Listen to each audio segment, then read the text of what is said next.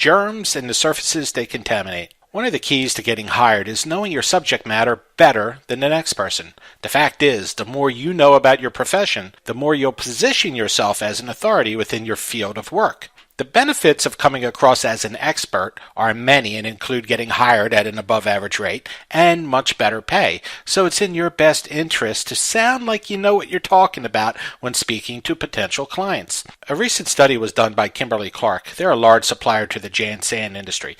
They tested various services within an office environment to see if they were capable of spreading germs.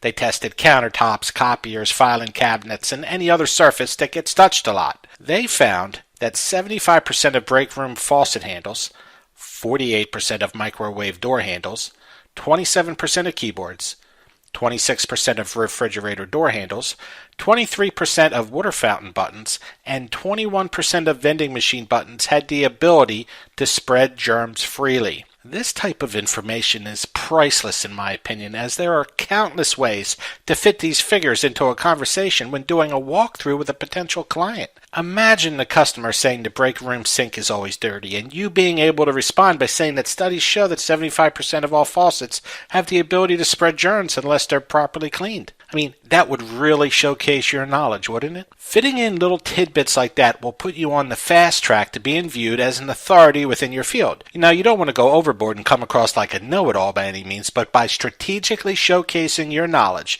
you will help position yourself, and by extension, your company, as an expert in the field.